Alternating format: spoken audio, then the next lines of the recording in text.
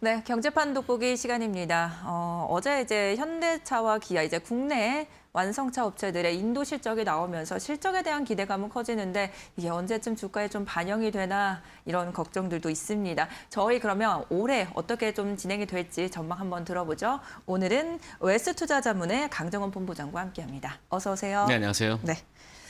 자, 오늘 마침 또 새벽에 네, 테슬라가 이제 인도 실적이 발표 이후에 13% 급등으로 마감을 했고 우리나라에서도 완성차 업체들의 실적이 괜찮았던 것 같아요. 언제쯤 이 테슬라의 주가를 쫓아갈 수 있을지가 좀 궁금한데 올해 좀 그 실적 어떻게 보셨어요? 일단은 2020년도에 실적이 워낙 안 좋았기 때문에 기저 효과가 좀 나타났다 이렇게 보시면 될 것 같고요.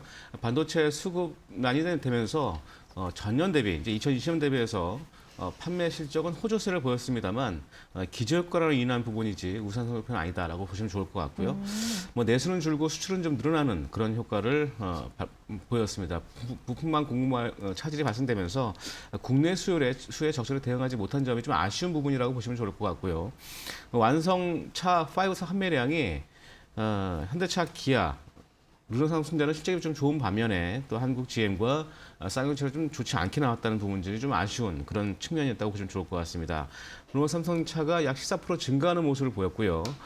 내수 판매량은 줄었습니다만 수출이 250% 급증하면서 실적을 견인하는 그런 모습을 보였고 한국 GM은 35% 감소하는 모습을 보였습니다. 이 쌍용차는 지금 기업 회생 절차에 따른 매각자를 벌이고 있는데 지난해 내수와 수출 물량이 감소하는 모습을 보였고요. 현대차는 내수는 7% 증가하는 모습을 보였고 감소했습니다만 해외 판매는 10% 증가하는 모습을 보였고요. 기아차는 내수는 3.1% 감소했고 수출은 9% 증가하는 모습을 보였습니다. 전체적으로 700만 대 이하의 낮은 좀 판매 대수를 기록했다라고 보시면 좋을 것 같습니다. 반도체 수급 여파가 국내외의 어떤 그 합산 판매량이 700만 대 이상을 회복하지 못하는 그런 아쉬움이 있었다라고 보시면 좋을 것 같고요. 뭐 올해는 약 747만 대의 판매량을 설정해 놓고 있습니다. 약 12% 이상 증가하는 모습을 기대할 수 있을 것 같은데 이 관련돼서 전기차 투입도 좀 활발하게 이어지면서 현대차 그룹의 실적도 좀 긍정적인 모습으로 좀 보여줄 수 있다라고 기대할 수 있으면 좋을 것 같습니다. 네. 그러니까 반도체 때문에 사실은 좀 제한이 있기는 했지만 네. 그럼에도 불구하고 좀 선방했다 이런 평가들이 좀 이어지고 네. 있는 것 같은데 사실 테슬라와 뭐 비교를 했을 때 제 생각에는 기대감이 참 현대차에는 적다는 게 좀 가장 네. 큰 차이점이라는 생각이 들거든요. 앞으로 가장 중요한 건 이제 정말 내연기관차에서 전기차로 얼마나 좀 원활하게 전환이 되느냐 그런 움직임들을 확실하게 좀 보여줘야 된다라는 생각이 드는데 어떻게 생각하시나요? 네, 맞습니다. 현대차하고 테슬라의 가장 큰 비교 주가 측면에서 보더라도 테슬라가 한 1,400주 정도 되죠. 그다음에 네. 현대차가 44주 정도 되는데 엄청난 차이를 보여주고 있는 상황입니다. 역시 그런 측면을 본다면 현대차의 주가는 자동화, 전동화의 어떤 급속화 여부가 좀 중요하지 달려있다. 않을까 뭐 그런 생각을 좀 하면 좋을 것 같은데 현대차가 전기차 사업 퍼포먼스를 좀 어느 정도 강화하는 모습을 보여줬습니다. 뭐 그룹 내에 엔진 개발 센터를 전격 폐지를 했죠. 파워 트레인 담당 조직을 전동화 개발 담당으로 전면 개편하면서 더 이상 내연기관 엔진 신모델은 출시하지 않겠다라는 방식을 좀 공식화했다는 부분들에서 상당한 좀 의미를 좀 둬야 될 것 같고요. 뭐 90년대 국내 최초로 독자 개발한 알파 엔진을 시작으로 해서 30년 동안 현대차 글로벌 시장에 어떤 그 완성차 업체 위치 올리는 엔진을 개발하면서 전기차 가속화를 하기 위한 선제 작업을 좀 하고 있다라고 좀 보시면 좋을 것 같습니다. 뭐 순수 전기차 판매를 2025년 100만 대에서 2026년에 170만 대로 상향 검토를 좀 하고 있는 상황인데 전기차 시장 속도가 워낙 빠르기 때문에 이 100만 대 갖고는 시장 점유율 목표인 8%에서 10%대를 유지하지 못한다는 그런 위기감이 좀 더 발현된 게 아닌가 그런 생각이 들고요. 뭐 그런 부분들 때문에 전기차 생산 계획의 전동화 어떤 이런 측면에서 주가 수준도 이제는 좀 하반 경직에서 좀 탈피할 수 있는 그런 좀 측면을 좀 기대할 수 있지 않을까 뭐 그런 생각을 해보게 되고요. 이런 전기차 대량산 계획에 따라서 뭐 최근 뭐 GM과 포드, 특히 포드 같은 경우에는 작년에 2배 이상 주가가 급등하는 모습을 보였습니다. 2030년까지 약 40%의 전동화 내재화 전략을 발표하면서 포드가 급상승했던 모습을 봤을 때 이런 엔진 사업 폐지가 현대차의 모멘텀으로 작용될 수 있다라는 측면으로 보시면 좋을 것 같고요.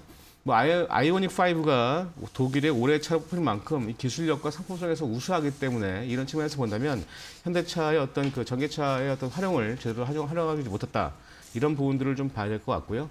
뭐 경쟁사 대비해서 더딘 전기차의 라인업 절개와 설계 확충이 좀 중요할 것으로 기대가 되고 있는 상황이고 전기차 공장 신설 또한 내연기관의 라인의 전기차 빠른 가속화가 핵심이 좀 될 것으로 전망이 되고 있다고 이해하시면 좋을 것 같습니다.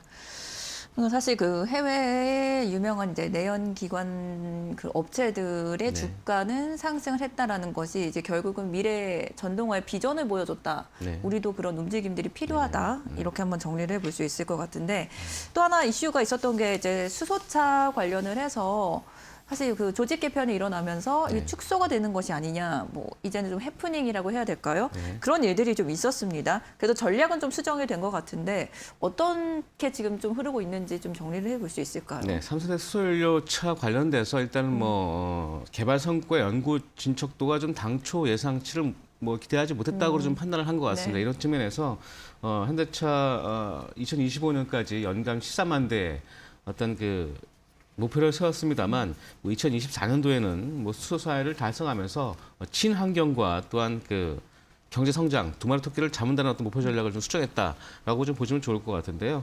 일단은 3세대 연료전지, 수소전지의 가장 큰 부분은 단가인데 네. 약 3천만 원에 달하는 연료전지에 대한 그 단가 인하에 대한 현실성이 좀 떨어졌다고 판단을 좀 한 것 같고요. 뭐 토요타 역시 마찬가지로 수소차에 대한 어떤 로드맵을 크게 작용하지 않은 측면을 감안했을 때 현대차 역시도 뭐 수소차를 포기한 게 아니라 조직 사업부를 개편을 했습니다. 기존의 연료전지 사업부를 수소연료전지 개발센터와 수소연료전지 사업부로 변경을 하면서 좀 서서히 수소차 전략을 좀 가겠다. 급하게 가지 않겠다는 어떤 전략으로 이해하시면 더 좋지 않을까 그런 생각이 들고요. 뭐 그런 측면에서 본다면 뭐 국내 수소 전기차 보급 1위, 수소 연료전지 발전 보급 1위인 한국이 수소차를 포기할 수 있다라는 부분들은 우려다라고 보시면 되겠습니다. 현대차 그룹이 사실 지금 굉장히 많은 신사업을 펼치고 있는 고는 있지만 결국은 내년에는 이제 전기차 시장이 확대가 됨에 따라 네. 거기 시장 점유율을 얼만큼 가져오느냐 거기에 좀 단기적으로는 가장 중요하지 않을까 싶은데 내년도 어떻게 좀 보고 계세요? 전용 플랫폼, 전기차를 플랫폼을 기본으로 한 현대 기아차가 상품성이 좀 우수하는 모습을 보여주고 있고요. 아이오닉 5는 각종 상을 좀 휩쓰고 있는 그런 상황입니다. 네. 뭐 그러나 이런 제대로 활용하지 못하고 있는 그런 상황인데 뭐 더딘 전기차 라인의 전개 또 이런 설비 확충 때문이라고 보시면 좋을 것 같고요. 뭐 전기차 공장 시설보다 기존 내연기관의 전기차 라인화의 핵심화가 더 중요할 것이다라고 보시면 좋겠습니다. 뭐 이런 전기차 전환을 위해서는 노조라든가 이런 공급망, 관계 당국과 이런 그 이해관계 관련 그 OEM 업체들의 어떤 빠른 전환이 필요하지 않을까 싶고요. 뭐 금융시장은 이미 전체 자동차 시장의 어떤 밸류에이션 자체를 전기차의 어떤 가속화, 전동화의 가속화 여부에 따라서 매기는 특성이 있습니다. 앞서 언급드렸던 것처럼 포드가 작년에 이런 전동화의 가속화로 인해서 2배 이상 급등하는 모습을 보여준 부분이기 때문에 뭐 향후에 수소차와 자율주행, 뭐 도시환경 모빌리티 이런 로봇 관련된 어떤 신사업이 있겠습니다만 전기차 부족을 메꾸기에는 현실적으로 힘든 상황이기 때문에 전기차 경쟁력이 좀 근간이 돼야 된다라고 좀 보시면 좋을 것 같고요. 뭐 올해 1분기로 예상되는 CEO 인베스터 데이에서 현대 기아차가 얼마나 구체적으로 공격적이고 현실적인 이 전기차 전략을 공개하냐에 따라서 자동차 업종의 주가와 미래가 결정될 것으로 전망이 되고 있는 상황입니다. 네. 저희 뭐 현대차에 관련돼서 전기차 앞으로 좀 어떻게 나아가야 되는지 이야기 듣고 있는데 계속 좀 말씀해 주시는 게 라인업 확대가 굉장히 필요하고 여기에 이제 생태계 구축이 중요하다라는 말씀을 반복해서 해주고 계십니다. 참고를 해보시고요. 저희가 관련 종목들도 함께 체크하고 넘어오죠. 김나은 캐스터입니다. 경제편 돋보기 시간입니다. 오늘 자동차 관련한 이야기를 나누고 있는데 우리가 상상했던 현실이 상상을 했던 것이 현실이 되는 이 UAM 모빌리티 관련주를 만나보려고 합니다. UAM은 이 도심 공중에서 화물과 승객을 안전하고 효율적으로 운송하는 시스템을 말하는데요. 도시의 메가시티화로 이동 편의성이 저하되는 문제를 해결하는 운송수단입니다. 2025년부터 본격적으로 서비스를 시작할 예정이라서 산업 초기에 관련 기업들의 관심이 필요한데요. 먼저 현대차부터 만나보도록 하겠습니다. 현대차는 2년 전부터 UAM 모빌리티 관련 사업법인을 설립하고 이비톨, 이 전기 수직 이착륙기 기체 개발에 착수했습니다. 이 기체를 2028년에 양산할 예정입니다. 24년과 26년에 양산하는 경쟁사를 대비해서는 다소 늦은 편이지만 출시와 동시에 원격과 자율주행을 지원해서 차별화한다는 계획이고요. 단순한 이비톨 양산에 그치지 않고 UAM 모빌리티 서비스를 종합적으로 제공하는 기업으로 변화를 준비하고 있습니다. 이를 위해 미국의 UAM 독립법인인 슈퍼너를 설립하기도 했습니다. 이외 본업인 자동차 관련해서도 올 한해 주요 지역의 수요 증가와 신차 출시를 통한 시장 점유율 확대로 판매 증가가 지속될 것으로 예상되는데요. 특히 유럽과 미국에서 안정적인 성장이 기대되고 있습니다.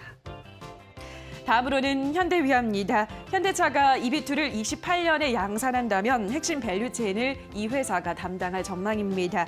작년 10월 방위산업 전시회에서 다양한 이비툴 관련 부품들의 연구 개발 성과를 공유했는데요. 현대위아가 개발 중인 이택싱, 이비볼트 제어용 액추에이터, 잠금 장치 등의 핵심 부품들을 공개했습니다. 특히 택싱 시스템은 항공기 추력 없이 버티포트 혹은 원하는 위치까지 이비볼트 기체를 이동하고 주행할 수 있게 하는 시스템을 말하는데요. 자, 이 외에도 본업으로 다시 돌아온다면 현대위아 역시나 현대차와 기아가 자동차 생산 라인을 전기차 전용 플랫폼인 eGMP 적용 차량들로 교체하기 위한 투자가 하나둘 증가하고 있는데 이에 따른 수혜가 지속되고 있습니다. 현대차와 기아의 eGMP 그리고 셀 방식 공장 설립에 대한 투자가 올해부터 본격적으로 이뤄질 것으로 예상되고 있는데요. 주가 흐름도 지켜보시기 바랍니다. 마지막으로는 하나시스템입니다. 하나그룹의 IC 부분이 합병해서 설립된 이 회사는 감시 정찰 시스템, 해양항공 우주 시스템 등의 방산 사업과 ICT 사업을 영위하고 있는데요. 중장기 성장 동력으로 에어 모빌리티와 위성 통신을 신사업으로 육성하고 있습니다. 글로벌 UAM 서비스 제공자라는 이 비전을 목표로 준비하고 있는 UAM 신사업은 기체 인프라 서비스로 구성되어 있는데요. 기체 부분은 이비톨 스타트업 오버웨어 투자를 통해 진행하고 있고요. 25년에 미국 연방항공처 인증 획득 이후 국내 주요 5개 도시에서 시범 서비스를 시작할 계획입니다. 그리고 2030년이면 글로벌 주요 도시에 상용 서비스를 제공한다는 목표를 갖고 있습니다. 자, 여기까지 오늘은 UAM 관련주 확인하셨습니다. 네, UAM 하면 사실 저희가 좀 기다리고 있을 이 CES 2022에서도 관련 이야기들이 좀 나오지 않을까라는 기대감이 좀 있습니다. 정의선 회장이 직접 참석을 하고요. 국내 총수 중에는 유일하죠. 네. 여기에 또 어제 신현회사에서는 자동차 도입하는 회사다. 그러니까 자동차만 팔아서는 안 된다. 네. 이런 이야기들을 하면서 관련 사업들에 대한 기대감을 키웠습니다. 자, CES에서 어떤 이야기가 좀 나올까요? 네, 2020년도 정의선 회장이 CES에서는 미래 모빌리티에 대한 언급이 있었습니다만 올해는 로봇 관련된 로보틱스에 관련된 비전을 좀 소개할 것으로 전망이 되고 있는 상황입니다. 뭐 주제가 이동 경험의 영역을 확장하다를 주제로 로보틱스의 비전을 소개하고 이 신개념 로봇에 대한 부분들을 설명할 것으로 알려져 있는데요. 지난 2020년 말이었죠. 세계 최고 로봇 기업 미국의 보스턴 다이내믹스 지분을 약 1조 원에 인수하면서 로봇 사업에 공을 들이고 있는 상황입니다. 이번 그 CES에서 정의선 회장이 소형 모빌리티 플랫폼 모에드도 선보이면서 이 관련된 로봇 기술에 집약된 신개념 모빌리티 플랫폼을 소개를 할 예정으로 있는데 복잡한 도시 환경에서 자유롭게 진행하는 이런 미래 모빌리티 유모차라든가 화물 택배 운송 이런 특수 차량 등 목적에 맞게 다양하게 활용할 수 있는 그런 관련된 비전을 좀 발표할 것으로 보여지고 있고요. 뭐 로봇 라인업을 부스에서도 일반에게 선보일 것으로 알려지면서 이번의 핵심은 로봇 관련된 미래 비전이다라고 보시면 되겠습니다. 그러면 이제 자동차를 어떻게 보면은 좀 세분화해서 보면 이제는 전기차 쪽도 네. 있고요. 아까 로봇과 관련돼서는 자율주행차도 한번 좀 생각을 해볼 수 있고 또 수소차 섹터까지 이렇게 세 분야로 좀 나눌 수 있을 것 같은데 우리가 2022년도 이제 올해죠. 올해 투자를 한다면 좀 눈에 보이는 전기차를 해야 될지 성장성이 있는 좀 자율주행차를 봐야 될지 어떻게 좀 투자를 하는 게 가장 좀 유효하다라고 보고 계신가요? 일단 결론적으로 올해도 역시 마찬가지입니다. 전기차, 수소차는 이동과 저장, 발생 이런 여러 가지 문제가 있겠습니다만 전기차를 기점으로 한 자율주행차에 대한 투자 관심은 지속적으로 우리가 해야 된다고 좀 보시면 좋을 것 같고요. 자율주행차 같은 경우는 레벨 3 단계, 쉽게 얘기해서 손을 놓고 운전할 수 있는 그런 단계에만 와 있습니다만 향후에도 이 관련된 모멘텀은 지속적으로 될 것으로 보여지고요. 실질적으로 현실화될 수 있는 그 과정까지의 과정은 2022년 올해뿐만 아니라 향후에도 지속적으로 유망 섹터로 우리가 접근하시면 좋을 것 같습니다. 이런 부분 참고하시고 대응하신다면 전기차와 자율주행차, 또 수소차 이런 관련주들 위주로 지속적으로 관심을 갖고 대응하는 전략이 필요할 것으로 보여집니다. 네. 자, 오늘 계속해서 이제 자동차 업종 어떻게 좀 투자를 해봐야 될까 이제 후반기에 좀 이야기를 나눠봤습니다. 사실 자율주행차가 전기차가 선행이 돼야 되는 부분이 있기 때문에 가장 가깝게는 전기차 유효하게 보고 계시고요. 미래 먹거리로서는 자율주행차와 수소차에 관심도 꾸준히 갖자라는 말씀으로 한번 정리를 해보겠습니다. 네, 지금까지 강정원 본부장과 함께했습니다. 감사합니다. 네, 고맙습니다.